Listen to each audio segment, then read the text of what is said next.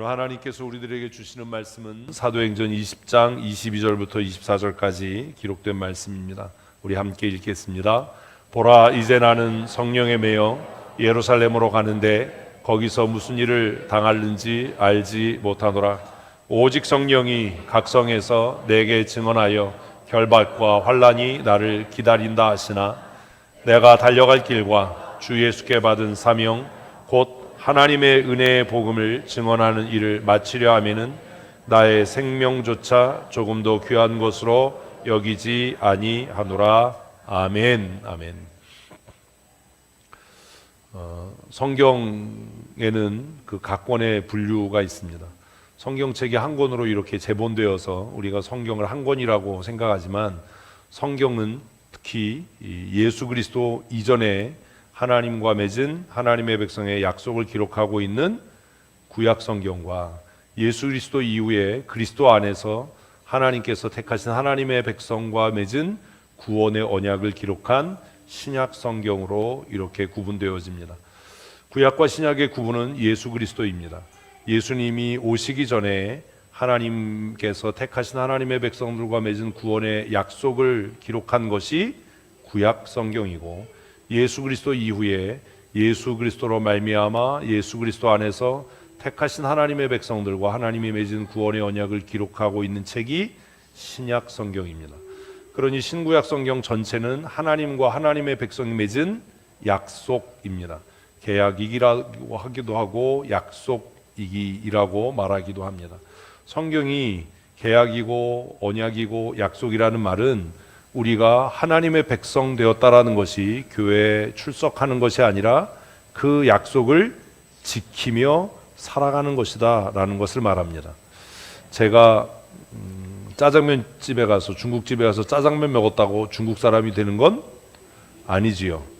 그 미스터 선샤인이라는 그 드라마에서 어떤 구동매라고 하는 그 인물이 내가 오늘은 달러를 내니 나는 미국 사람이다, 오늘은 내가 엔화를 사용하니 내가 일본 사람이다라는 농담을 하는데, 내가 달러를 사용한다고 해서 엔화를 사용한다고 해서 내 신분이 미국 사람이나 일본 사람이 되는 게 아니지 않습니까? 제가 이탈리안 레스토랑에 가서 스파게티를 먹는다고 제가 난 이탈리 사람이야 라고 얘기한다면 뭐예요?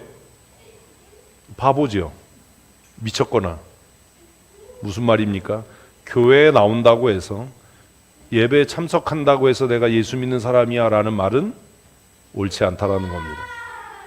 난 교회 다니니까, 내가 그 식당 가서 스파게티를 먹었으니까, 내가 중국 요리를 먹었으니까, 내가 아메리칸 레스토랑에 가서 티본 스테이크를 먹었으니까 나는 미국 사람이고 나는 이태리 사람이고 나는 중국 사람이야 라고 말하는 것이 어처구니 없고 헛소리에 불과한 것처럼, 우리가 교회에 나와서 예배에 참석하고 내가 헌금 생활을 하고 어떤 직분을 얻었다고 해서 내가 예수 믿는 사람이야, 내가 하나님께 속한 사람이야 라는 말은 얼토당토 없는 이야기라는 겁니다. 우리가 하나님의 사람인 그 증거는 뭐라고요? 이 약속대로, 이 계약대로 사는 겁니다. 그건 교회에서의 삶의 문제가 아니라 교회 밖에서의 삶의 문제일 겁니다. 결정과 선택의 순간에 무엇을 따라 결정하고 무엇을 따라 선택하느냐가 내 정체성일 겁니다. 굉장히 어려운 이야기입니다. 청년들이 직장을 선택할 때 내가 더 많은 연봉, 안정된 직장을 위해서 선택한다면 그는 돈에 속한 사람이고 안정된 미래에 속한 사람이지 예수께 속한 사람은 아닐 겁니다. 잘 새겨 들으셔야 합니다. 우리가 신앙생활을 하는데 정말 중요한 문제는 내가 그 약속의 말씀을 따라 사느냐입니다. 그러면 누군가 그럴 거 아니에요. 그러면 뭐 춘천에 직업이 없고 직장이 없는데 어떡하란 말입니까? 물론 직장 생활을 위해서 출퇴근할 수 있고 또 먼 길을 오갈 수는 있어도 그것이 내 삶의 전부라면 문제라는 겁니다. 때로 그런 질문을 합니다. 언제까지 우리 이렇게 살아야죠? 제 답은 명확하죠. 언제까지예요? 죽을 때까지입니다. 우리가 하나님의 사람인 증거는 무엇대로? 그 약속대로 살기 때문입니다. 아멘, 아멘. 교회에 나오기 때문도 아니고 몇십 년 교회 출입하고 그 연한 때문에 집사가 되고 장로가 되고 또 목사가 되고 그래서 내가 예수의 사람이야 가 성립이 안 된다는 거예요. 그래서 성경을 우리는 성경이라고도 이야기하지만 다시 한번 하십시다. 하나님과 내가 맺은 구원의 약속. 아멘. 이게 성경입니다. 그런데 성경대로 하지 않는다면, 그 약속대로 하지 않는다면, 교회 경영을, 일상의 삶을 하나님의 약속의 말씀대로 하지 않는다면 그 약속은 파기된 겁니다. 뭐 그것 좀 그랬다고 그게 뭐 큰 문제야. 큰 문제인 겁니다. 스스로 그 언약을 파기했으니 나는 그 언약으로부터 자유한 거고, 그 언약이 약속한 모든 혜택으로부터 배제되는 겁니다. 그걸 명확하게 하셔야 합니다. 근데 구약 성경을 또 살펴보니까 구약 성경은 크게 네 덩어리로 이루어져 있습니다. 첫째는 율법서, 모세오경이라고 하는 율법서입니다. 이 말은 성경 전체가 법적인 구조를 갖고 있다는 겁니다. 다시 이야기하면 성경의 모든 기록들은 이야기, 사람들에 대한 영웅 이야기, 전쟁 이야기 뭐 이런 것이 아니라 법적인 구속력을 갖는다예요. 성경은 뭐라고요? 법적인 구속력이 있습니다. 우리는 그렇게 생각하지 않는 겁니다. 실수로 했든 고의로 했든 법을 어기면 그 법이 규정하고 있는 그 벌을 받아야 되는 거죠. 그 벌을 받아야 되는 겁니다. 요즘에 참 이상한 이야기하는 사람들이 참 많습니다. 어떤 목사라고 얘기하기도 좀 뭐한데 어떤 목사가 글을 썼어요. 뭐라고 썼냐면 뭐 이순신 장군도 지옥 갔나요? 그러면서 뭐 쭉 쓰기를 예수님을 듣지도 못한 사람이 지옥 가는 건 불합리하다. 하나님은 그런 분이 아니다. 그리고 예수 믿는 게 다른 사람을 지옥 보내는 티켓을 사는 것처럼 가르치는 교회는 뭐가 잘못됐다. 그 쓴 사람이 누구라고요? 목사라니까요. 그냥 한국 교회가 할 때까지 갔구나 이제. 이걸 얘기하려면 밤을 새야 되니까 그래가 참 안타깝다. 근데 그런 교회가 사람이 많이 모여요 지금. 사람 많이 모이는 건 부흥이 아닙니다. 어쨌든 성경은 법적인 구속력을 가지고 있습니다. 그래서 성경의 처음 5권을 뭐라고요? 법전이다. 성경 전체는 법적인 구속력을 갖고 있다 이렇게 이야기합니다. 그리고 두 번째가 역사서입니다. 그리고 세 번째가 시가서, 그리고 네 번째가 선지서로 구별이 됩니다. 신약 성경도 같은 4개의 덩어리로 이루어져 있습니다. 첫 번째는 복음서이고, 두 번째는 역사서이고, 세 번째는 서신서입니다. 네 번째가 예언서, 요한계시록입니다. 이래서 성경은 구약이 39권, 미쳤나봐요. 39권, 신약이 27권인데 37권을 썼어요. 그래서 66권인 거죠. PPT 만들 때 말 시키면 이래요. 말 시키지 말아야 돼요. 27권입니다. 37권 아닙니다. 그래서 성경은 전체가 66권으로 이루어진 작은 책들로 이어진 한 권의 책입니다. 근데 이걸 한 권으로 묶은 이유는 그 성경 안에 통일성이 유지되고 있기 때문이고, 성경 66권 전체가 하나님의 말씀이라고 하는 공통점을 갖고 있기 때문입니다. 아멘이시죠? 아멘. 그래서 우리는 성경에 오류가 없고 성경은 하나님의 말씀으로 모든 성경이 동일한 권위를 갖는다라고 믿습니다.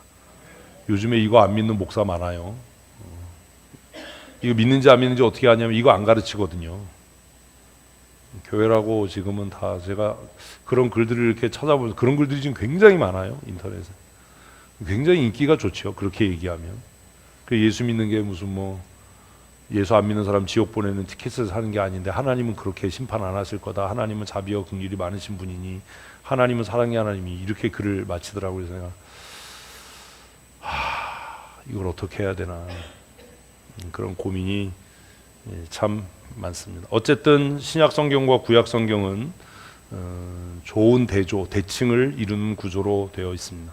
그런데 유독 구약 성경에도 신약 성경에도 같은 이름으로 분류되는 뭐가 있어요? 역사서라는 것이 있습니다. 구약의 역사서는 뭐지요? 구약의 역사서는 이스라엘의 역사를 통한 하나님의 구원 역사를 기록한 책입니다. 성경 전체가 구원의 언약이니까 구약의 역사서는 뭘 통한? 이스라엘이라고 하는 민족, 하나님이 선택한 그 민족을 통한 하나님의 구원 역사, 이스라엘을 구원하는 게 아니라 모든 나라를 구원해 가시는 구원 역사를 기록하는 것이 뭐라고요? 역사서, 구약의 역사서입니다. 잘 기억하십시오. 신약의 역사서는 구약의 역사서와 조금 다릅니다. 어떻게 다르냐 하면 이게 이제 언약의 점진성이라고 제가 여러 번 말씀드렸는데, 예수님 안에서 예수 그리스도로 말미암아 그 구약의 언약이 어떻게 된 거예요? 완성되고 성취된 것이죠. 그래서 신약의 역사서는 구약의 역사서와 구별되게, 구약의 역사서는 택한 백성 이스라엘이라고 하는 민족을 통해서 이루어가는 하나님의 구원 역사를 기록하고 있다면, 신약의 역사서인 사도행전은 교회를 통한 구원의 역사를 기록하고 있다라는 겁니다. 그래서 뭐가 달라진 거예요? 이스라엘 민족이라고 하는 것이 무엇이라고 하는 교회라고 하는 것을 통해서 이루어가는 하나님의 구원 역사, 이렇게 이제 확장되고 완성된 것이죠. 그런데 구약의 이스라엘을 통한 하나님의 구원 역사 이러면 우리는 또 오해를 합니다. 아, 그러면 이스라엘이 정말 선민이고 택하신 민족이고 그들만에게 구원이 있는 건가? 라고 생각하는데, 이스라엘을 통한 구원 역사라고 하는 것을 조금 더 자세하게 살펴보면 무엇을 통한? 할례를 통한. 그런데 정말 할례가 그럼 모두를 구원하는 그 구원의 통로냐가 아닌 거죠. 그래서 조금 더 좁히면 뭐요? 이삭의 후손을 통한, 이렇게 되는 겁니다. 왜냐하면 이스마엘도 할례를 받았기 때문입니다. 이스마엘도 할례를 받았어요. 그런데 그는 하나님의 구원의 역사와 아무 관계없는 삶을 살았습니다. 그러니 할례를 통한 하나님의 구원 역사야 라고 이야기하는 데는 조금 부족함이 있습니다. 그래서 다시 정리하면, 누구의 후손? 이삭의 후손을 택한 하나님의 구원 역사야, 이삭의 후손을 통해서 이루어가는 하나님의 구원 역사야, 이렇게 이해할 수 있죠. 그런데 또 이삭은 아들을 둘 낳았습니다. 왜 그러세요? 아들을 둘 낳았습니다. 큰아들 애써서 나서 에서가 아니고 에서, 그리고 둘째 아들 야곱을 낳았습니다. 두 아들이 다 이삭의 후손이고 할례를 받았고 아브라함의 자손임에는 틀림이 없지만, 하나님께서는 에서는 버리시고 누구를 통해서? 야곱을 통해서 구원의 계보를 이루어 가셨습니다. 그러니 이미 구약 성경에도 하나님의 구원은 혈통이나 할례나 계보를 통해서 이루어지는 것이 아니라 무엇을 통해서? 하나님의 선택을 통해서. 정신 차리고 잘 들으셔야 돼요. 에서와 야곱의 이야기까지 왔으면 거기에는 뭐가 작용하는 거예요? 하나님의 선택이 작용하는 거지, 할례도 아니고 약속도 아닙니다. 잘 따라오셔야 됩니다. 그래서 성경은 뭐라고 이야기하냐면, 에서와 야곱이 그 어머니 리브가의 태중에 있을 때 아무것도 행하기 전에 내가 에서는 버리고 야곱은 택했다. 그래서 구약 성경 전체도 우리가 그냥 표면적으로 볼 때는 이스라엘이라고 하는 민족을 통해서, 아브라함의 후손을 통해서, 할례를 통해서 하나님께서 구원의 역사를 이루어 가셨나라고 착각할 수 있는데, 가만히 살펴보니까 구약 시대에도 구원은 무엇에 의해서? 하나님의 선택에 의해서 이루어져 간 거였구나 라는 것을 알게 됩니다. 고민 참 많이 했습니다. 무슨 고민을 했냐면, 이거는 할 필요도 없는 내용이거든요. 이건 정말 초신자들이나 해야 되는 내용이지, 이걸 예배 시간에 이렇게 한다는 게 참 너무 좀 그런 거예요. 근데 좋으시죠? 수준이 이 정도면 안 되는 거예요. 근데 그래서 고민이 많았어요. 그럼 신약에서는 무엇을 통해서? 교회를 통해서 하나님의 구원을 이루어 가신다. 똑같은 게 되는 겁니다. 그러면 교회에 들어와 있다고 해서, 세례 받았다고 해서 다 구원 언약에 포함되어 있고 다 천국 가는 거냐? 아니라는 거예요. 구약에서는 표면적으로 무엇을 통해서? 할례를 통해서, 그죠? 혈통으로는 아브라함의 후손을 통해서. 그러나 그 가운데 하나님께서 택하신 자. 이게 정리가 돼야죠. 이걸 아직도 헷갈리면 어떡해. 자꾸 말로 하셔야 돼요. 우리의 머리가 그렇게 훌륭하지 않기 때문에 자꾸 말해서 기억하셔야 돼요. 기억. 응? 기억. 자꾸 물으면 이상한 소리 하지 말고. 구약 성경은 언뜻 보면 아브라함의 후손, 할례라고 하는 언약을 통해서 하나님께서 구원의 계보를 이루어 가시는 거야. 이렇게 우리가 생각할 수 있었어요. 근데 가만히 보니까 하나님께서 이스라엘 백성과 맺은 그 할례 언약, 또 아브라함의 후손이라고 하는 그 혈통 중에서도 에서와 야곱의 이야기에 오니까 구원은 전적으로 하나님의 은혜다, 선택이다. 에서와 야곱이 무슨 착한 일을 하거나 몹쓸 일을 한 것이 아닌데 하나님께서 야곱을 그냥 택하셔서 그를 구원의 계보를 이어가는 하나님의 사람으로 세우셨다라는 것을 알게 되는 거죠.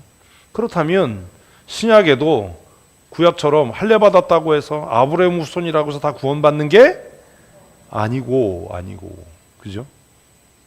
그래서 표면적으로는 무엇을 통해서? 세례를 통해서 면 이제 이단에 가까워진 거예요. 세례 안 받아도 천국 간데 이상 없어요. 무엇을 통해서? 성령을 통해서. 이게 정리가 안 돼 있다는 거예요. 우리가 뭘 통해서? 성령을 통해서. 누구의 후손으로? 믿음의 후손으로. 신약은 이걸 얘기를 해요. 신약 성경이 우리에게 명확하게 밝히는 것은 누가 구원의 계보를 이루어 가냐? 누가 하나님의 나라를 기업으로 상속할 거냐? 이게 구약에서는 누가 하나님의 백성으로 가나안을 상속할 거냐? 그래서 최종적으로 누구의 후손이다? 야곱의 후손이다. 주여 잘 따라오시라니까. 누구의 후손이다? 야곱의 후손이다. 에서의 후손은 어디에? 세일에 정착해 살았고. 창세기를 어려워 묵상학교 끝나가는데 에서는 세일 땅에 정착해서 살았고 그 가나안을 기업으로 얻은 사람은 누구다? 야곱과 야곱의 후손인 겁니다. 그들이 비록 기근을 피해서 애굽으로 탈출한 상황에서도 하나님은 그들에게 가나안을 기업으로 주셨다라고 약속하셨고 그 약속을 명시화하게 하기 위해서 누구는? 야곱은 자신의 시체를 애굽에 매장하지 말고 가나안 막벨라 굴에 매장해 달라고 유언을 합니다. 그래서 요셉이 메고 나가죠.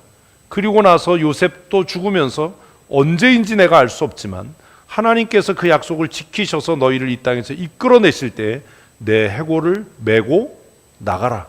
나를 우리 조상들에게 하나님이 기업으로 주신 그 땅에 매장해 달라라고 유언을 합니다. 그리고 그 유언은 400년 후에 성취가 되지요. 이 구약 전부예요. 신약에서는 이제 무엇을 통해서? 성령의 강림을 통해서. 아멘. 무엇을 따르는? 믿음을 따르는 믿음의 후손들이 그 거룩한 계보를 이어가는 겁니다. 그래서 아브라함의 후손도 아니고 육체 할례를 받은 사람도 아니라 무엇을 받은? 성령의 기름 부으심을 받은 자들이 무엇을 따라서? 믿음을 따라서 살아가는 그들이 참 유대인이고 참 할례를 받은 사람들이고 하나님의 나라를 기업으로 얻을 자들이다라고 성경은 말씀합니다. 아멘, 아멘. 우리는 반석위에 세운 교회를 건축하자, 성전을 세우자라는 표어로 한 해를 시작했습니다. 그리고 이제 시원한 바람이 불기 시작하는 가을의 문턱에 와 있습니다. 교회가 뭐라고요? 교회는 예수 그리스도를 주와 그리스도로 고백하는 사람들의 모임입니다. 겁나서 빨리 넘긴 겁니다. 또 다른 소리 할까봐. 교회는 그냥 나 세례 받았어요, 나 주일 예배 참석해요 라고 하는 사람들의 모임이 입을 좀 쓰세요 미 아닙니다. 입 다물고 있을 건데 뭐하러 와요? 파리도 없어요. 입 벌린다고 팔이 안 들어가요. 교회는 예수님을 시작 주와 그리스도로 고백하는 사람들의 모임입니다. 한번 하십시다. 나는 시작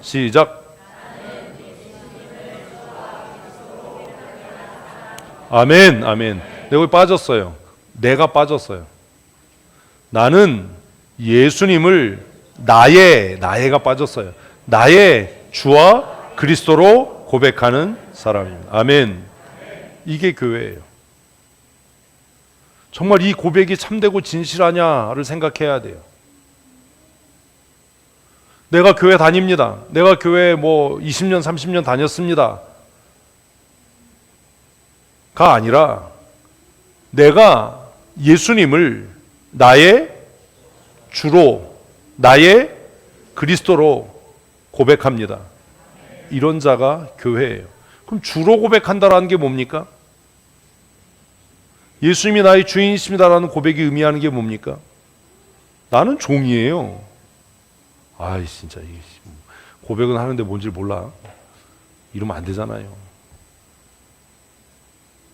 아니 우리가 누군가에게 당신이 나의 주인님입니다. 그럼 나는 뭐예요? 당신의 종입니다잖아요. 진실하게 답을 한번 하십시다. 여러분은 정말 예수님을 여러분의 주인으로 고백하십니까? 대답을 안 해 또. 고백하십니까? 그런데 왜 여러분 마음대로 해요?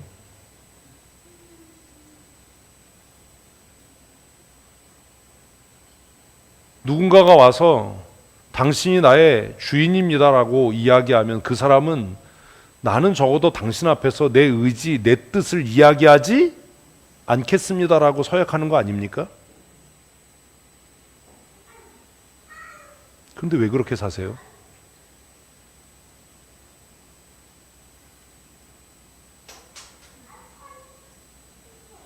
당신은 나의 주인입니다 라고 고백하면 다른 주인을 섬기면 돼요? 안 돼요? 안 되잖아요. 그런데 왜 다른 주인을 섬기십니까?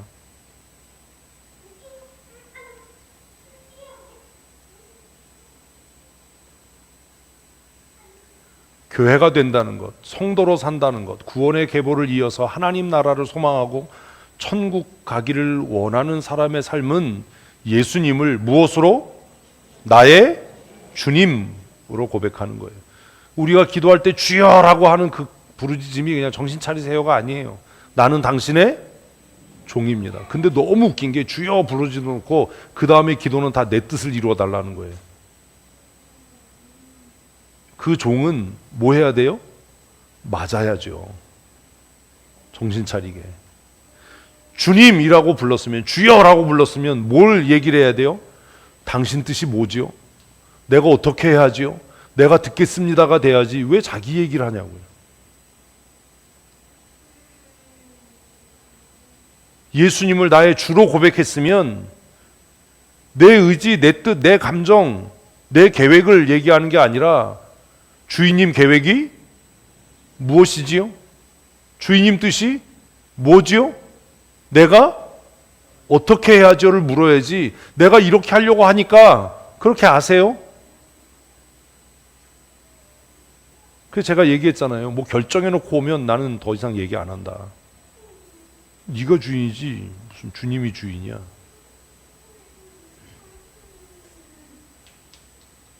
여러분 정말 예수님을 여러분의 주인으로 고백하고 있습니까? 왜 이렇게 또 자신이 없어? 그게 아니면 여러분 교회 아니에요.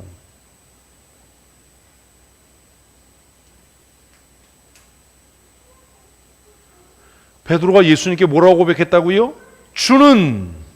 주는으로 시작하잖아요. 주는.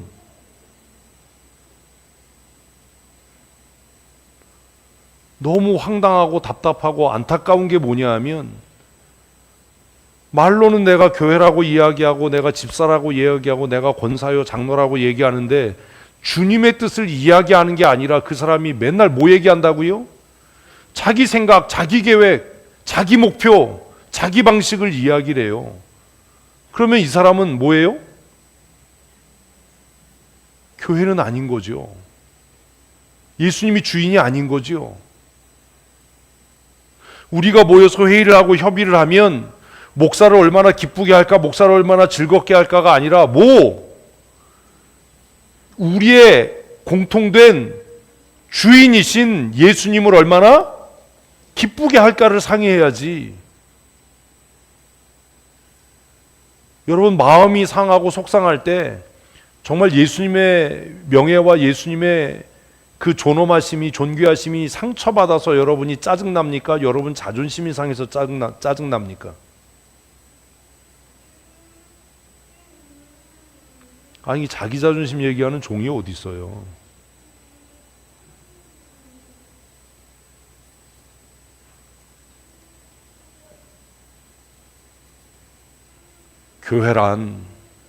적어도 교회란 정말 10만 번 양보해서 적어도 교회 안에서만큼은 내 생각, 내 뜻, 내 계획이 아니라 내 방식이 아니라 주님의 뜻, 아멘, 주님의 계획, 주님의 방식을 이야기해야 되지 않습니까?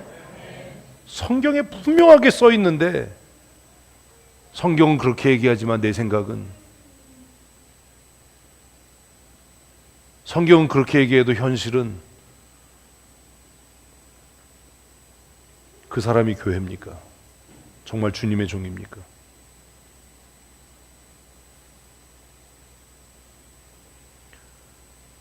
예수님이 나의 그리스도이십니다라는 고백은 무슨 얘기예요? 이러면 안 돼요. 무슨 얘기예요? 나는 죄인입니다. 죄인이 아니면 뭐가 필요 없어요? 메시아가 필요 없어요. 주는 그리스도이십니다라는 고백에는 나는 무능합니다예요. 나는 아는 게 쥐뿔도 없습니다예요. 나는 할 수 있는 게 아무것도 없습니다예요. 그러니 나는 주님의 은혜가 필요하고, 아멘, 주님의 도우심이 필요하고, 주님께서 내 능력이 되셔야 됩니다. 그런데 왜 우리 지혜로 하고 우리 힘으로 하고 우리 능력으로 하려고 하냐고. 내가 이게 전문가고 내가 이게 전문 분야고 왜 그러냐고요, 자꾸. 주님의 도우심을 구해야죠.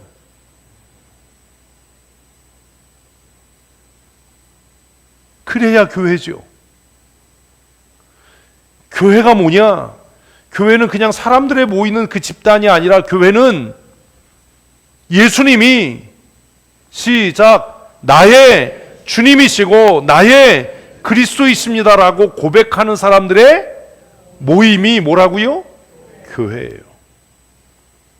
저는 우리 교회가 이런 교회였으면 좋겠어요. 내 생각, 내 계획, 내 뜻, 내 방식을 고집하는 사람들의 모임이 아니라, 그래서 맨날 그것 때문에 부딪히고 그것 때문에 갈등하고, 내 생각엔 저게 아닌데, 내 계획은 그게 아닌데, 내 뜻은 저게 아닌데, 이게 아니라 우리가 다 각각 다른 배경, 다른 성향, 다른 환경 속에서 자랐다 하더라도 주님의 뜻은 뭐지? 주님의 계획은 뭐지? 주님은 어떻게 일하시기를 원하시지? 를 고민하는 사람들이 되어야 한다는 겁니다. 교회란 그런 겁니다.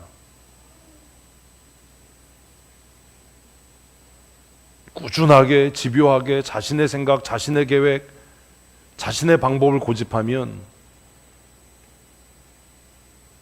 명확하게 증명되는 건 그는 교회가 아니라는 거예요. 한번 하십시다. 예수님께서 내 삶의 유일한 주인이십니다. 아멘. 성경 왜 읽어요? 주님의 마음을 알기 위해서요. 주님의 뜻을 알기 위해서요. 성경을 읽는데도 주님의 마음, 주님의 뜻, 주님이 일하시는 방식을 알 수 없다면 읽지 마세요. 뭐하러 읽어요 그걸?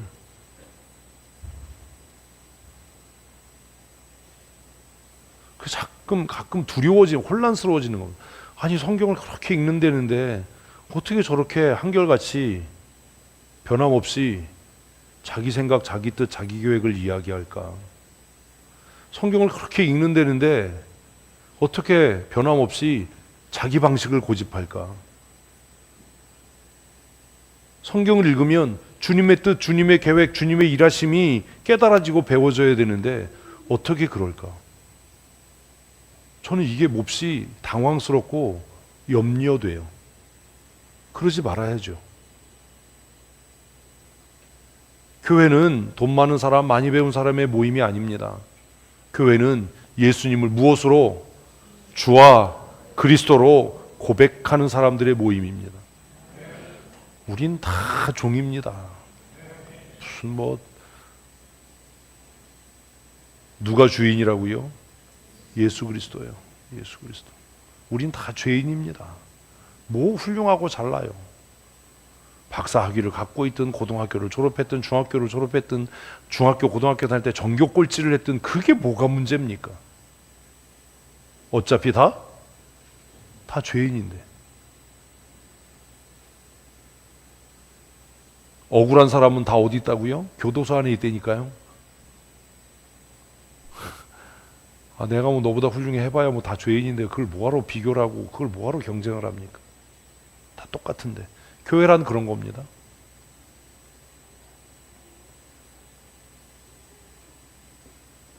그러면 질문입니다. 누가 예수님을 주와 그리스도로 고백할 수 있습니까?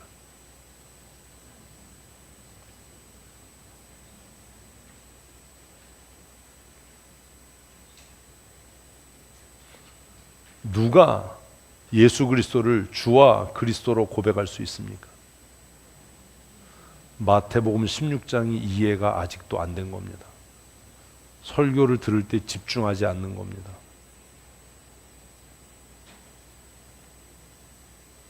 성경을 읽는데 그냥 페이지만 넘기는 겁니다.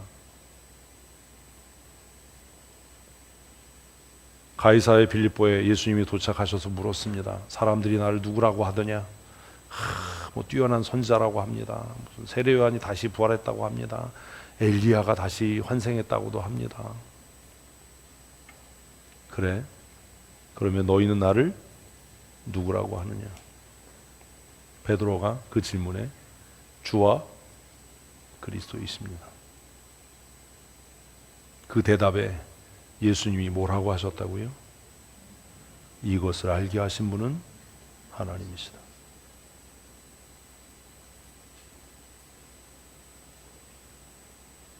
교회를 어떻게 다니시는 거예요?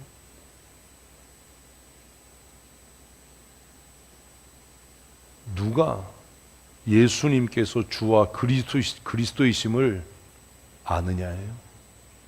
이건 배워서 되는 게 아닙니다. 우리는 이걸 배워서 외우려고 하니까 문제가 생기는 겁니다.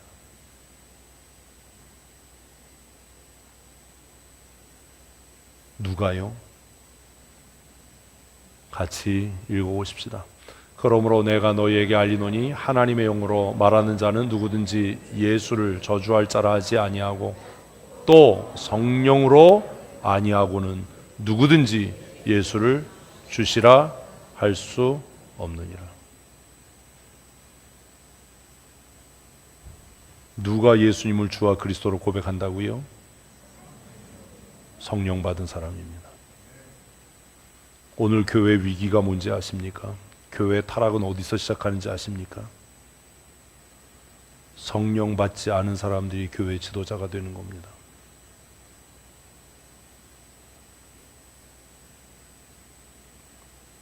누가 아니고는 대답을 하세요. 누가 아니고는 성령이 아니고는 예수를 나의 주님이다 라고 고백할 수 없다는 거예요. 그러니까 배워서는 합니다. 배워서는 예수님이 주인이시지, 그런데 결정하고 선택할 때는 자기가 주인입니다. 성경 공부할 때는, 성경 읽을 때는 밑줄 칩니다. 형광펜으로 밑줄 치고 뭐 빨간 펜으로 글씨 써놓고 막 메모하고 별짓을 다 합니다. 왜요? 지식이니까. 그런데 정작 결정하고 선택하고 협의할 때는 뭐라고 얘기한다고요? 내 생각에는, 내 뜻에는, 내 계획에는 이게 내 방식이야. 안 굽힌다고요. 설명해도 안 된다고요. 성경은 이렇게 얘기하는데 라고 얘기해도 아니요 라고 이야기하고 안 듣는다고요. 왜? 왜요? 지식으로 하는 거예요.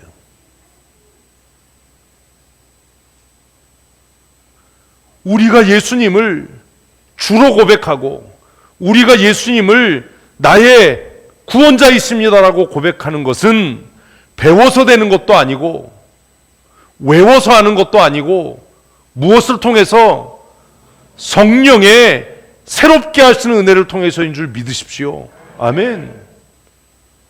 성령이 아니고는 누구도 예수를 주로 고백할 수 없습니다. 성령이 오셔야 내가 죄인인 것을 깨닫게 되고, 아멘. 성령이 오셔야 내가 죄의 종인 것을 깨달아서 은혜로 나아가게 되는 겁니다. 성령이 오셔야 내 무능함을 깨닫는 겁니다. 교회의 위기는 밖에서 시작되는 게 아닙니다. 교회의 위기는 어디에서? 교회 안에서 시작됩니다. 어떻게 해요? 성령 받지 않은 사람이 지도자가 되고 그 교회에서 성령의 역사가 끝나버리는 겁니다. 복음성가 중에 성령이 불타는 교회, 너무 직선적이지만 그게 교회예요. 뭐가 역사하는? 성령이 역사하는 교회. 20년 전에 제가 얘기했잖아요. 우리가 회의하고 막 협의하고 막 하다가도, 갈등하다가도 성경이 이렇게 말한다라고 하면 뭐 해야 된다? 끝나야 된다. 그 얘기도 안 들어요. 그렇게 가르쳐도 순종을 안 해요. 왜? 뭐가 없으니까? 성령이 안 계시니까. 내 생각엔 그게 아닌데. 집에 가면서까지 내 생각엔 그게 아닌데. 내 뜻은 그게 아닌데. 내 계획은 그게 아닌데. 집에 가서도 그걸로 묵상하는 거예요. 목사님 참 이상하다. 자기만 옳텐다. 내 생각엔 이게 옳고 내 생각엔 이 방법이 옳고 이게 더 합리적이고 이게 더 옳은 것 같은데 왜? 왜요? 성경이 그렇게 얘기하니까요. 내 생각에는 지금 200데나리온이 필요한데, 내 생각에는 200데나리온이 있다 하더라도 이걸로 어디 가서 빵을 사다가 이 사람들을 먹이지? 그런데 예수님은 뭐라고 얘기를 해요? 너희가 먹을 걸 줘라. 이 사람들을 50명씩 100명씩 때를 지어서 앉혀라. 그리고 어린아이가 갖고 왔던, 우리는 물고기라고 그래가지고 뭐 생선이 고등어만한 건 줄 알죠? 멸치대가리 같은 거예요. 응? 멸치만한 물고기 2마리하고 손바닥만한, 손바닥보다도 작은 보리떡 5개를 가지고 남자만 5,000명 먹였는데 그걸로 뭘 하겠다고 들고 기도를 하시는 겁니다.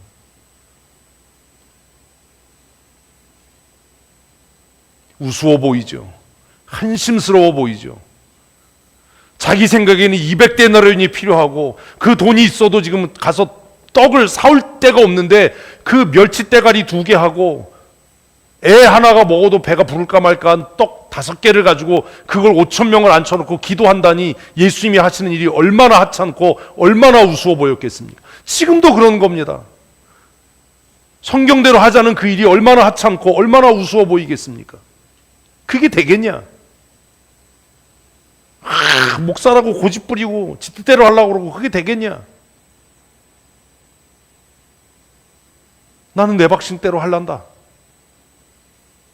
우리가 사람 숫자가 많으니까 우리 다수결로 밀어붙이자.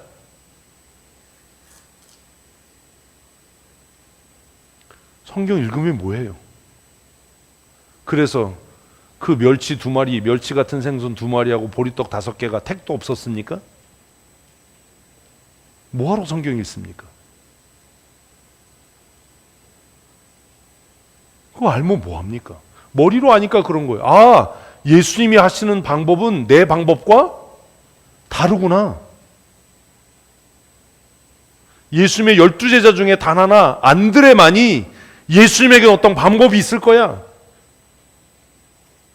내가 예수님의 계획과 방법을 다 알지는 못하지만 주님께서 무언가를 이루실 거야. 그래서 여기 보리떡 5개와 물고기 2마리가 있습니다만 이게 이 사람들에게 무슨 도움이 되겠습니까? 그렇지만 주님의 뜻을 제가 알 수 없으니 주님께 드립니다. 하나님이 하시는 일을 하찮게 보지 마십시오. 그걸 우습게 보지 마십시오. 함부로 이야기하지 마십시오.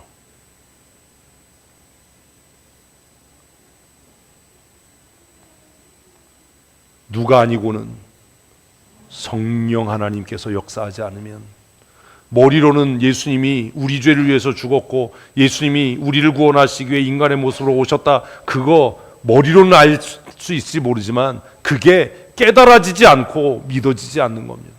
예수님이 주인이 아닌 겁니다. 예수님이 주인이 아니니 내 생각, 내 계획을 포기하지 못하는 겁니다. 예수님이 하시는 일이 하찮아 보이고 우스워 보이고 같지 않게 보이는 겁니다. 지가 알면 뭘 얼마나 안다고. 이게 되겠나? 물이 어떻게 포도주가 됩니까? 설명할 수 있습니까? 이해할 수 있습니까? 종이 할 수 있는 건 딱 하나예요. 뭐요? 믿는 겁니다. 믿는 것. 떠와 그러면 아구에 넘치도록 떠오고, 갖다 줘 그러면 매맞을 걸 각오하고 갖다 주는 겁니다. 그게 종입니다. 마음을 비우는 게 아닙니다. 종으로서의 역할을 하는 겁니다. 종이니까 100살에 낳은 아들이라도 바쳐 그러면 바치는 거지, 마음을 비워서 바쳐지는 게 아닙니다. 내가 뭐라는 것, 내가 뭐라는 것, 주님의 종이라는 것, 내 주인이 어떤 주인이라는 것, 전능하시고 선하신 주인이라는 것을 믿어야 합니다. 그걸 안 믿는데 무슨 그 사람이 예수 믿는 사람입니까? 내 주인이신 하나님은 어떠시다? 능치 못하심이 없으시다. 아멘. 그 능치 못함이 없으신 그 주님이 어떠시다? 선하시다. 아멘. 이게 믿어져야죠. 어린아이 하나가 먹어도 부족할 만한 보리떡 5개, 물고기 2마리, 이걸 어떻게 사용하실지 나는 알 수 없지만 주님이 주인이시니 주님께 드립니다. 100살에 낳은 아들 이삭을 어떻게 하실지 나는 알 수 없지만 하나님이 내 인생의 주인이시니 그 명령에 따르겠습니다. 아멘을 하네. 아멘. 이게 성령께서 우리 안에 사시는 역사예요. 여러분, 아브라함은 냉혈 아닙니까? 100살에 낳은 아들이 아깝지 않습니까? 무슨 아깝지 않게 드려요? 어떻게 안 아까워요?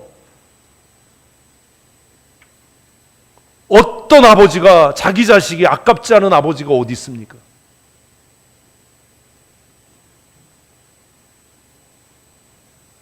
아깝지 않게 드린 게 아닙니다. 그분이 나의 무엇이니? 주인이시니. 그분은 어떠시니? 전능하시고 선하시니. 나는 그분을 그냥 뭐한다? 믿는다. 신뢰한다. 제가 우리 교회 부임하면서 말씀드렸습니다. 내가 다른 길로 여러분을 인도하지 않으니 뭐해라? 믿어라. 믿고 따라와라. 잘 따라오셨습니까?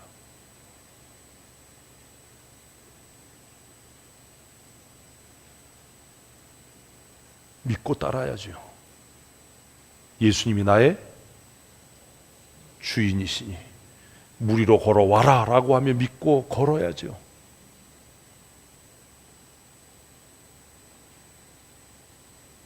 그게 우리 안에서 누가 하시는? 성령 하나님이 하시는 역사입니다.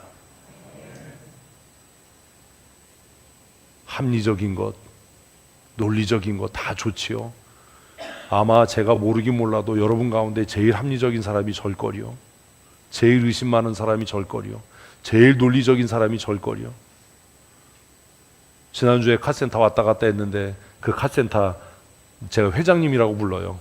사장님 부인, 돈은 그분이 받으니까 저한테 그러더라고요. 목사님 왜 아는 게 이렇게 많고 모르는 게 없어요? 목사님 뭐 이렇게 많이 아세요? 자동차 정비 배우셨어요? 어떻게 그렇게 다 아세요? 웃으면서 그랬어요. 뭐라고 그럴게요? 사실은요, 제가요 모르는 거 빼고 다 알아요. 그때 맨 처음에 이분이 무슨 말인지 몰랐어. 그렇게 많이 하시냐고. 네, 저 모르는 거 빼놓고 다 알아요. 근데 여러분들도 모르는 거 빼놓고 다 알잖아요. 제가 확실하게 한 가지 아는 게 있어요. 그게 뭔지 아세요? 하나님이 나의 주인이시다. 그리고 그분은 선하시고 능치 못함이 없으시다. 저는 그걸 믿어요. 그렇다고 갈등이 안 생기는 게 아닙니다. 늘 갈등합니다. 늘 의심합니다. 늘 괴롭습니다. 늘 고민합니다.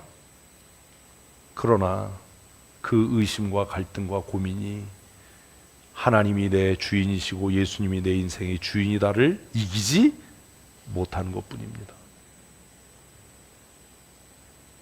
그래서 감사합니다. 내가 받는 상처, 고민, 갈등이 예수님이 내 인생의 주인이시다를 이기지 못하게 하시는 분은 누구다? 성령 하나님이시다. 그래서 내 안에 계신 성령님을 저는 송축합니다. 내가 믿어서 믿어지는 게 아니라 성령께서 나로 하여금 믿게 하시니 이 또한 은혜다. 아멘. 성령이 아니고는 누구도 예수를 주라 할 수 없습니다. 그러니 이미 저와 여러분은 성령 받은 사람들입니다. 우리가 예수님을 참되고 진실하게 주님이라고 고백하고 있다면 저와 여러분은 이미 성령 받은 하나님의 사람입니다. 그런데 왜 그렇게 그러냐고요? 충만하지 않기 때문입니다. 네? 충만하지 않기 때문에. 사도행전 2장 1절부터 3절까지를 함께 읽습니다. 오순절 날이 이름에 그들이 다 같이 한 곳에 모였더니 호련히 하늘로부터 급하고 강한 바람 같은 소리가 있어 그들이 가득하여 마치 불의 혀같이 갈라지는 그들에게 보여 각 사람 위에 하나씩 임하여 있더니 그들이 다 성령의 충만함을 받고 성령이 말하게 하심을 따라 다른 아멘. 뭐라고요? 성령의 충만함을 받고 뭘 받고요? 성령의 충만함을 받고. 베드로가 예수님이 우리의 주인이십니다. 예수님은 살아계신 하나님의 아들 메시아입니다 라고 고백할 때 이미 베드로는 뭐 받은 사람이에요? 성령 받은 사람이죠. 그런데 왜 예수님은 내가 너에게 약속한 그것이 임하기 전까지 이곳을 떠나지 말라라고 얘기했을까요? 충만해지라는 겁니다. 충만해지라는 것.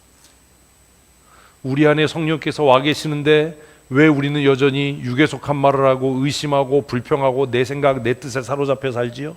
왜 내 감정대로 살지요? 우리 안에 와 계신 성령께서 우리를 온전히 다스리시지 않기 때문입니다. 왜요? 충만하지 않으니까요. 충만하지 않으니까요. 이 컵에 물이 있을까요? 없을까요? 있는 거 어떻게 아세요? 없을 수도 있잖아요. 보면 알아요? 없을 수도 있죠. 이게 여기 1년 내내 있어서 없을 수도 있잖아요. 이 컵에 물이 있는지 없는지 우리는 알 수 없어요. 언제까지요? 흘러 넘칠 때까지요. 물이 표면에 묻어 있어요. 있는 거예요, 없는 거예요?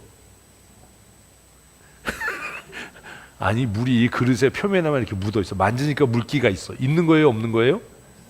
있는 거지. 무슨 없는 거야. 지금 묶이는 분들이네, 진짜. 그 있는 거지. 그게 어떻게 없는 거예요? 수준을 더 낮춰야 되겠네. 수준을 더 낮춰서 가게 갔어. 눈깔 사탕이 100원이야. 어? 근데 내 주머니에 70원이 있어. 돈이 있는 거예요, 없는 거예요?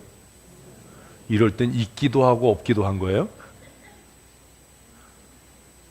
그릇을 만져봤더니 뽀독뽀독 소리가 나지 않고 물이 있어서 미끌미끌하고 손에 묻어나요. 물이 있는 거예요, 없는 거예요?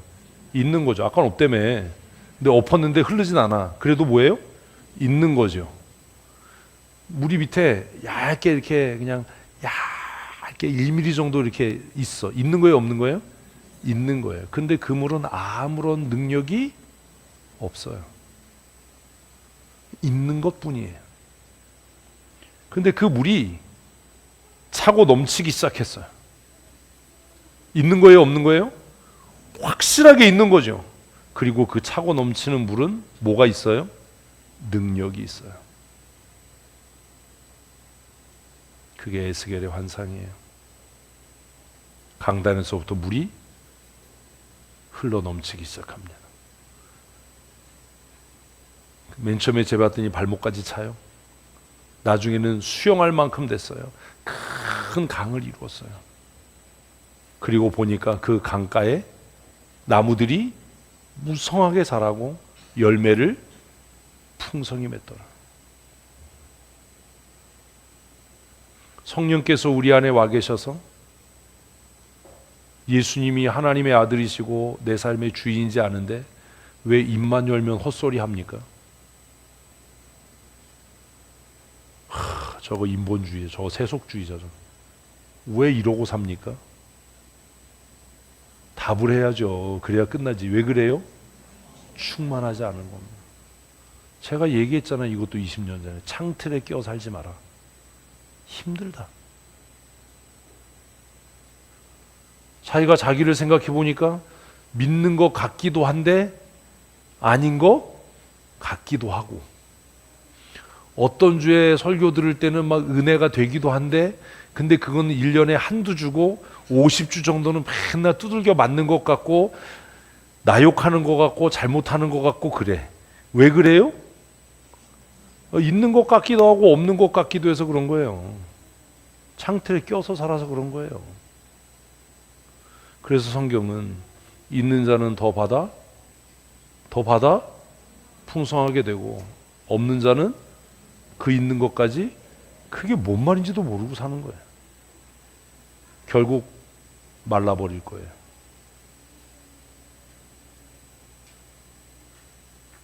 우리가 일평생 살아가면서 언젠가 한 번이라도 예수님이 내 삶의 주인이시라는 것을 내가 진실하게 고백했다면, 예수 그리스도의 다른 구원이 없음을 내가 참되게 고백했다면 이미 나는 어떤 사람이라고요? 성령 받은 사람이에요. 믿으십니까? 아멘. 그러나 문제가 뭐예요? 충만하지 않은 겁니다. 메말라가고 있는 겁니다. 메말라가고 있는 거예요.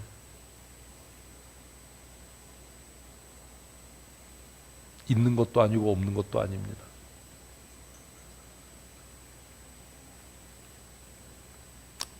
엔진오일 광고가 있습니다. 엔진오일 광고. 엔진오일 아시죠? 네, 엔진오일. 얼마 전에 그 폐차장에서 실험을 했어요. 그래서 하나는 일반 엔진오일을 자동차에 넣고 몇 번 돌린 다음에 엔진을 돌린 다음에 엔진오일을 다 뺐어요. 그리고 엔진오일 없는 상태로 주행을 하는 거예요. 한 차에는 첨가제를 넣었어요. 엔진오일 첨가제를. 그것도 몇 번 이렇게 엔진을 돌린 다음에 엔진오일을 다 뺐어요. 그리고 연식이 비슷한 엔진 상태도 비슷한 두 차를 달리게 했어요. 그냥 일반 엔진오일을 넣었던 차는 어떻게 됐을까요? 얼마 안 가서 엔진이 멈췄어요. 엔진이 붙어버린 거죠. 엔진이 붙었다는 게 무슨 얘기냐면 뭐 그 옛날 사람들 정면에서 메다로 났다고 그러는데 그게 뭐냐면 그 이제 베어링이 있어요. 베어링 이렇게 볼 베어링도 있지만 메탈 베어링이라는 게 있어요. 근데 일본 사람들은 메탈을 발음을 못 하잖아요. 그 메다루라고 그런 거예요. 메다루. 그 베어링이 붙어버리는 거예요. 크랭크 축에. 그 메다루 났다, 엔진 붙었다라고 하는 게 그 피스톤이 붙는 게 아니라 크랭크 축에 붙는 거예요. 얼마 안 가서 그 차는 섰어요. 근데 이 엔진오일 첨가제를 넣은 차는 500km를 달렸어요. 놀리지도 않네요. 첨가제가 중요하구나. 그 영상을 누가 올렸어요. 그 생각을 했어요. 우리 인생도 그렇겠구나. 뭐가 충만하면, 성령이 충만하면 어떤 사역을 해도, 어떤 일을 해도 그 제품을 한번 사보려고 그래요. 그래서 저는 또 의심이 많아서 확인을 해야 되니까, 그래서 이제 제 차로는 안 하고 다른 사람 차에 이제 그 첨가제를 넣어준 다음에 싹 빼고 한번 타봐라. 몇 달 있다 쓰나.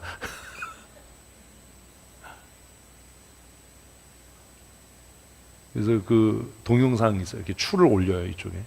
일반 엔진 오일 이렇게 붓고, 뭐 아주 유명한 좋은 엔진을 붓고 해도 추가 한 4개, 5개 올라가면 쓰더라고요. 끽 하고. 근데 그 첨가제를 한번 딱 넣어주면은 추를 10개 올려도 소리가 안 나고 돌아요. 한번 사보려고 그래요. 실험을 해봐야 되잖아. 제가 어느 날, 차 좀 빌려주세요. 그러면 기도를 많이 하셔야 돼. 저는 성령 충만이 그런 게 아닌가. 그 영상을 보면서 그런 생각을 했어요. 왜 사역을 하면서 자꾸 잡음이 나고 시끄럽고 지치고 힘들고 탈진하고, 그러면 우리는 뭘 하냐 하면 제도를 계산해야 되고 뭔가 방식을 바꿔야 돼. 그게 아니에요. 그게 문제가 아닌 거예요. 뭐가 문제인 거예요? 내가 엔진 오일이 떨어져 가는구나. 내가 성령으로 충만해져야 되는 거예요. 그래서 사도행전 2장 1절부터 3절은 이미 성령 받아서 예수님을 주와 그리스도로 고백한 그들에게 예수님께서 떠나지 말고 기도하기에 힘써라 라고 말씀하셨고, 그들이 전혀 기도하기에 힘쓸 때 뭐라고요? 그들이 다 성령의 충만함을 받고, 성령 충만하십시다. 이게 답입니다. 사역이 많으니까 사역을 줄입시다. 모르니까 많이 배웁시다. 이게 아니라 뭐 합시다? 성령 충만합시다. 우리 옆 사람과 시작. 네 문제는 성격이 더러운 게 아니야. 네 문제는 뭐 못생긴 게 아니야. 네 문제는 돈이 없는 게 아니야가 아니라 네 문제는 뭐야? 성령이 떨어져 가는 거야. 너의 문제는 성령 충만하지 않은. 우리 중에 성격 더럽지 않은 사람이 어디 있어요? 응? 저도 성격 더럽잖아요. 다 알잖아요. 무슨 사람 남아. 제가 이렇게 얘기해도 목사님은 천사 같아요. 이래야지. 진짜. 성격이 뭐 좋고 더럽고가 문제가 아니에요. 성경을 많이 알고 모르고가 문제가 아니에요. 문제는 뭐예요? 성령으로 충만한 거예요. 성령으로 충만한. 성령 충만한 사람의 특징이 뭡니까? 성령의 말하게 하심을 따라 자기 생각대로 자기 방식대로 얘기하지 않더라라는 겁니다. 야고보서는 이 세상의 모든 걸 다 길들일 수 있다. 이 세상의 모든 걸 다 제어할 수 있다. 그런데 이 세상에 딱 하나 길들이지 못하고 제어하지 못하는 게 있는데 그게 뭐다? 혀다. 그놈의 혀다. 그런데 사도행전은 뭐라고요? 그 혀를 제어하시는 분이 성령 하나님. 성령의 말하게 하심을 따라. 성령의 말하게 하심을 따라. 우리는 다른 방언 그런 은사주의자들이 그런 방언을 생각하는데 그게 아니에요. 맨날 안 돼, 못해, 힘들어 이렇게 얘기하던 사람이 할 수 있어. 힘든 일은 내가 할게. 이러면 그 사람이 뭐 하고 있는 거예요? 방언을 말하는 거야. 뭐 성령이야. 방언을 말하고 있는 거야. 이런 거지. 개가 멍멍멍 하면 뭐예요? 개소리 하는 거예요. 왜 웃어요? 개가 개소리 한다는데? 근데 개가 어느 날 갔더니 야옹 해요. 뭐 한 거예요? 방언을 하는 거지. 이해를 못하네. 네? 저 사람이 저렇게 얘기할 사람이 아닌데, 저 사람이 저렇게 말할 사람이 아닌데, 뭐 하자 그러면 우리가 돈이 있어야 일하고 전문가 찾으셔야 되고, 근데 어느 날 갑자기 뭐 합시다 그랬더니 그 사람이 뭐라고 그러는 거야? 그럼 우리 목사님 기도합시다. 뭐 힘든 일 하자 그러면 그 힘들어서 어떻게 하고 뺑소니 치고 뭐 바쁜데다 못 가 그러고 막 안 하던 사람이 뭐 하자 그러니까 목사님 그거 제가 하겠습니다. 집사님 이거 힘든 일인데요, 어려운 일인데요. 아유 그러니까 제가 하겠습니다. 이 사람 뭐 하고 있는 거예요? 성령의 말하게 하심을 따라 다른 방언을 하는 거예요. 집에 가서 후회하겠죠. 내가 미쳤나 봐. 내가 그때 왜 한다고 그랬지. 이런 한이 있더라도 그는 지금 성령의 말하게 하심을 따라 다른 방언을 하고 있는 거예요. 이런 역사가 일어나야 되지 않겠습니까? 당뇨합시다라고 했더니 맨날 그 당뇨하자라고 할 때 목사들이 갖는 그 답답함과 두려움과 불편함이 있어요. 누가 또 불평하겠지, 누가 또 태클 거겠지, 그거 왜 하자고 그러나요? 막 그러겠지, 인상 쓰겠지, 이런 게 다 있어요. 다. 그래서 이제 그게 심하면 우황청심만 먹고 들어간다고 그랬잖아요. 그 목사들이 뭘 안 먹는다고요? 당회를 안 먹는다고요. 회 중에 제일 맛대가리 없는 회가 당회다. 뭐 이런다고요. 에이씨, 그 얘기 했잖아요. 뭐 그렇게 두근두근거리는 마음으로 이것도 누가 반대하겠지, 누가 또 뭐라 그러겠지, 뭐 어쩌고저쩌고 하겠지, 이런 거 왜 하냐고 그러겠지, 그러고 들어갔는데 갑자기 안건을 내놨더니 그렇게 생각했던 그 장로가 목사님 좋은 생각하셨습니다. 제가 열심히 기도하겠습니다. 우리 어려운 일이니까 우리 작정 기도하고 당회원들이 금식하고 해보십시다. 뭐 한 거예요 이 사람이? 성령 충만한 거죠. 성령의 말하게 하심을 따라 다른 방언을 말하는 거죠. 그러면 그 교회에 희망이 있는 거예요. 아멘. 당회원들이 그래야죠. 무엇을 따라? 성령의 말하게 하심을 따라. 목사가 우리 5만큼만 합시다. 사실은 20만큼 하고 싶었는데 20만큼 하자 그러면 막 장로들이 거품 몰고 막 반대하고 막 이럴 것 같으니까 이제 줄여서 목사가 이제 이 정도는 반대 안 하겠지. 우리 5만큼만 합시다 그랬더니 어떤 그 맨날 불평하던 장로가 목사님 그게 됩니까? 그래서 되겠습니까? 믿는 자에게 능치 못함이 없다는데 목사님 25만큼 하십시다. 제가 앞장서서 하고 기도하겠습니다. 제가 자동차 바퀴를 팔아 성금하겠습니다. 그 바퀴를 누가 살지 모르겠지만 이러면 이 사람이 뭐 한 거예요? 성령 충만한 거고 성령의 말하게 하심을 따라 다른 방언으로 하는 거죠. 그 교회가 왜 부흥 안 하겠습니까?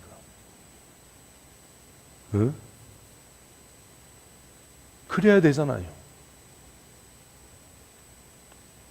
그러면 질문이 또 그거죠. 어떻게 성령 충만할 수 있습니까? 누가 성령 충만하겠습니까? 어떻게 해야 합니까? 기도하지 않고 사모하지 않고 부르짖지 않는데 어떻게 성령 충만할 수 있겠습니까? 사도행전 2장 38절 읽어보십시다. 베드로가 이르되 너희가 회개하여 각각 예수 그리스도의 이름으로 세례를 받고 죄 사함을 받으라. 그리하면 성령의 선물을 받으리니.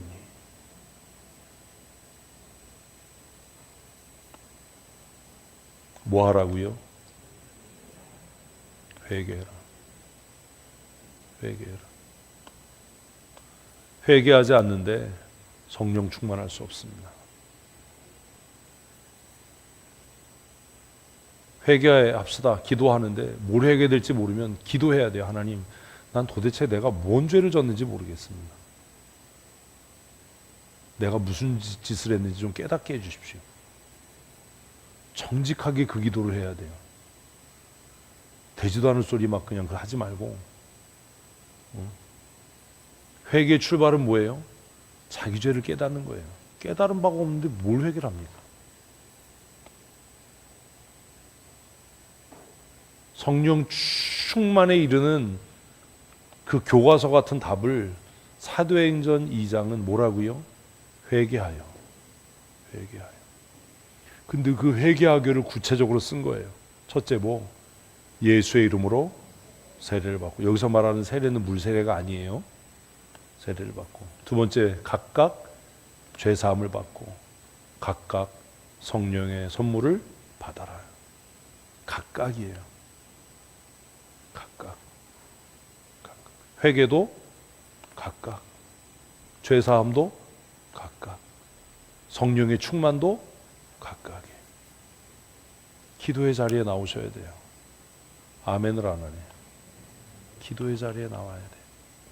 기도의 자리에 나와서 먼저 뭐 해야 돼요? 철저하게 회개해야 돼요. 사모해야 돼요. 부르짖음이 있어야 돼요. 그래야 우리가 살 수 있어요. 전도하는데 왜 교회가 부흥이 안 되죠? 목사님 전도가 안 돼요. 왜 안 돼요? 내가 성령으로 충만하지 않기 때문이에요. 무슨 이런 프로그램 저런 프로그램 아니에요. 내 삶에 기쁨이 없어요. 예배가 기쁘지 않아요. 왜요? 성령이 떠났기 때문이에요. 교회가 자꾸 충돌이 일어나고 갈등이 생겨요. 삐걱삐걱거려요. 왜요? 성령 충만하지 않기 때문이에요. 엔진 소리가 커졌어요. 엔진 오일 갈면 돼요. 새 기름으로 충만하게 채우면 돼요. 응?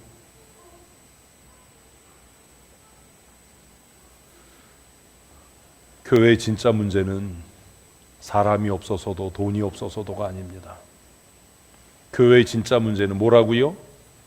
성령으로 충만하지 않기 때문입니다. 답은 하나입니다. 답은 하나입니다. 사랑하는 성도 여러분, 성령 충만하십시다. 기도의 자리에 나오십시오. 하나님 앞에 부르짖어 기도하십시다. 하나님, 나를 성령으로 충만케 하여 주시옵소서. 그리고 그 성령으로 충만한 사람들의 삶이 어떤지 한번 보십시다. 그 성령으로 충만한 사람의 삶을 오늘 사도 바울은 22절에서 이렇게 설명합니다. 시작.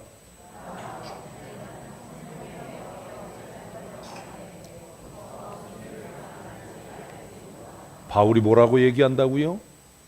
성령에 매여. 성령에 매여. 바울은요, 내가 성령의 이끌리심을 받아 이렇게도 쓰지 않았어요. 우리는 성령 하나님 나를 이끌어 주세요, 주장해 주세요, 다스려 주세요 이렇게 기도하는데 바울은 뭐라고 이야기한다고요? 나는 붙들렸다. 여기 매여는 콧줄에 끼는 것 같은 거예요. 소, 코 왜 뚫죠? 말 듣게 하려고요. 네?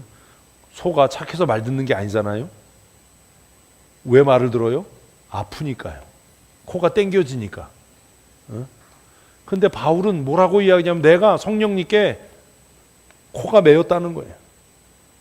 그래서 성령께서 나를 이끄시는 대로 내가 간다는 거예요. 그런데 성령께서 이끄시는 길로 가는데 그 길에 뭐가 있을 거라고요?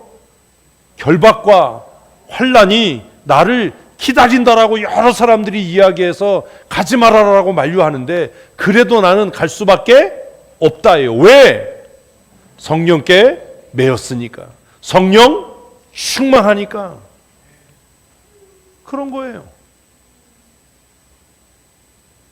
아니 그럼 성령님이 나쁜 분이잖아요. 나를 힘들게 어렵게 하는데 아니라고요. 전제가 그거라고요. 성령님은 어떤 분이라고요? 좋으신 하나님이에요. 아멘. 아멘. 그래서 내가 그 길을 간대요.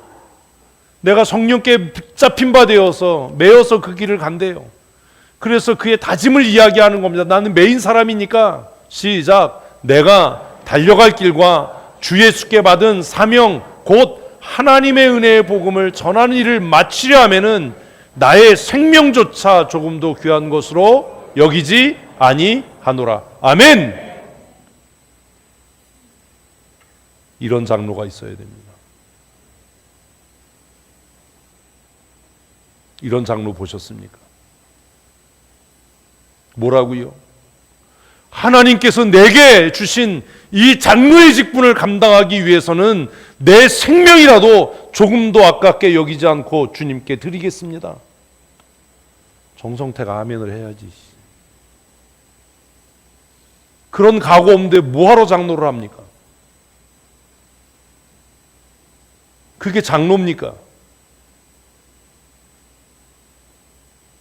적어도 목사가 되려면 성경을 100번 읽었어요, 200번 읽었어요가 아니라 하나님께서 내게 맡기신 목회자의 직분을 감당하기 위해 내가 과로로 죽든 순교를 당하든 내 목숨이라도 나는 아깝지 않게 주님께 드릴 준비가 되어 있다. 아멘. 이래야 목사지요. 아골골짝 빈들에도 복음 들고 가겠다. 그래야 그게 목사지요. 편안함과 안락함을 추구하고 욕먹지 않은 일만 골라서 하려고 그러고,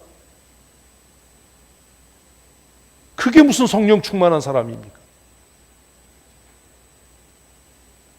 한 교회의 모든 성도를 대표하는 장로가 되려면 인정받고 칭찬받고 존귀케 되는 자리를 탐하는 게 아니라 하나님께 받은 그 사명, 하나님께서 내게 지어주신 그 사명, 교회를 사랑하고 성도를 돌보고 복음을 영화롭게 하는 그 사명을 위해서 내 목숨이라도 내가 아끼지 않고 주님께 드리겠다. 아멘. 이래야 이게 장로지. 책임 안 지려고 하고, 손해 안 보려고 하고, 욕 안 먹으려고 하고, 그까짓 게 무슨 장로냐? 그게 무슨 장로냐? 바울은 뭐라고요?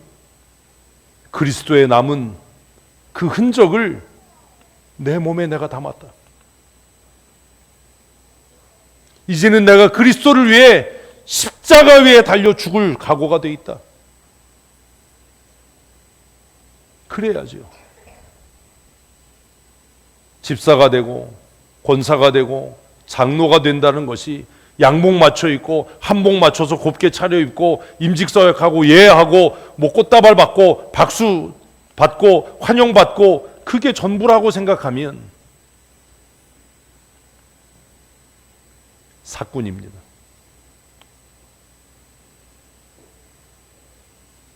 목사에게, 장로에게, 권사와 집사에게 자존심은 허영입니다. 내 생각, 내 감정은 아무 의미가 없는 겁니다. 왜? 우리는 종들 가운데 더 종된 사람들이니까.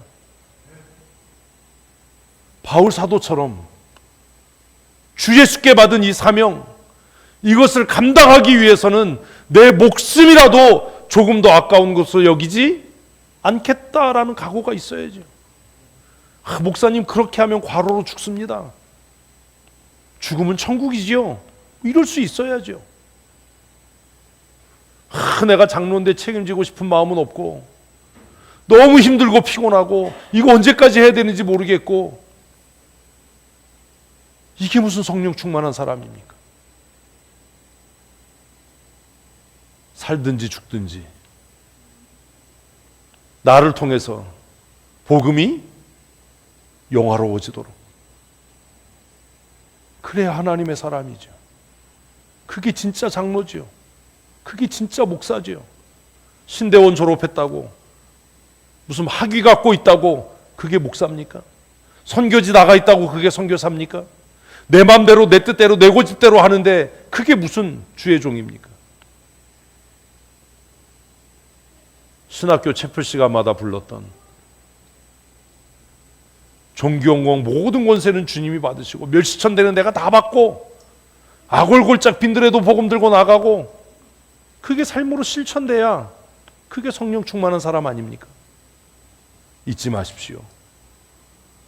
교회 직원된 자들, 집사, 권사, 장로에게 자존심은 사치입니다.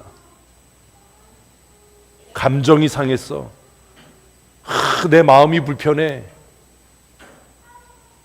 아직 부족한 겁니다. 어떻게 내 생명도 조금도 귀한 것으로 여기지 않고 이 길을 달려갈 수 있는가? 딱 하나입니다. 뭐요? 성령 충만함입니다. 우리는 다 편한 길로 가고 싶고 다 책임지고 싶지 않고 피하고 싶고 도망가고 싶고 안락하게 살고 싶은 것이 인간의 본능입니다. 이 본능을 극복하고 이 본능을 이기고 주님 가신 그 길을, 그 영광의 길을 다름질쳐 나가려면 방법은 딱 하나입니다. 뭐라고요? 성령 충만입니다. 성령 충만하십시다. 성령 충만하십시다. 지난 금요일에 성령 충만에 위해서 기도했더니 이종옥 집사가 묻더라고요. 목사님 뭐 기분 안 좋은 일 있으셔요? 그래서 내가 왜 이사야 말씀은 안 하시고 왜 기도만 하고 끝내세요? 지금 말씀이 중요한 게 아니라, 이렇다고 또 성경 읽지 말라는 거 아니에요? 말씀이 중요한 게 아니라 우리를 살리는 것은 뭐다? 성령의 은혜다. 아멘, 아멘. 교회를 새롭게 하고 교회를 부흥시키고 우리를 살게 하고 십자가를 끝까지 지고 생명조차도 귀하게 여기지 않고 주님 따를 수 있게 하는 힘은 뭐다? 성령의 은혜다. 아멘, 아멘. 그래서 오늘 말씀의 제목이 교회와 성령입니다. 성령 충만해지니까 다 돌아가면서 와가지고 목사님 뭐 기분 나쁜 일 있으셨어요? 그러더라고요. 아니 이것들이 성령 충만해서 기도하자는데 왜 목사님 무슨 일 있으셨어요? 아까 헤어진 시간과 기도회 사이에 무슨 일이 누가 와서 염장 질렀어요? 그러더라고요. 이것들이 얼마나 완악하면 이런 생각을 하나 이것들이. 그래서 내가 반드시 예화로 써먹는다. 사랑하는 성도 여러분, 하나님께서 우리 춘천성도교회와 여러분을 사랑하십니다. 그러니 이제 우리가 하나님을 더 사랑하십시다. 하나님을 더 사랑하는 길은 성령으로 충만케 되는 일입니다. 지금도 자신의 죄를 애통하며 자복하고 통회하는 심령마다, 사모하는 심령마다 성령의 기름 부음을 부으시는 하나님 아버지를 찬양합니다. 하나님, 우리 춘천성도교회를 긍휼히 여기시고 우리 모든 성도들이 각각 예수 그리스도로 세례를 받고 각각 회개하고 죄사함을 받아 성령의 충만한 믿음의 사람으로 새로워지게 하여 주시옵소서. 특별히 임직을 준비하는 우리 사랑하는 새 성도를 기억하셔서 성령의 능력의 장중에 붙잡힌 바 되게 하시고 주님께 받은 그 사명을 감당하기 위해 목숨이라도 조금 더 아까운 것으로 여기지 아니하고 충성하며 열매 맺고 쓰여지는 신실한 주의 종들이 되게 하여 주시옵소서. 세우신 두 장로를 성령의 능력의 장중에 붙잡아 주셔서 자신의 수고와 힘과 노력과 애씀으로가 아니라 오직 성령의 은혜와 성령의 인도하심을 따라 승리하고 열매 맺는 거룩한 하나님의 사람으로 쓰여지게 하여 주시옵소서. 교회의 머리 되신 우리 구주 예수 그리스도의 크신 은혜와 아버지 하나님의 크고 놀라우신 사랑하심과 성령님의 교통하시고 감화감동하시며 새롭게 하시며 충만케 하시는 은혜와 역사하심이 오늘 하나님의 말씀을 듣고 성령 충만함을 사모하며 기도의 자리를 사모하고 함께 나와 하나님 앞에 부르짖어 간구하며 성령 하나님의 인도하심과 도우심과 이끄심을 따라 순종하여 승리하는 삶 살아가기로 다짐하는 사랑하는 주의 권속들 머리머리 위에 영원토록 함께 있을지어다. 아멘.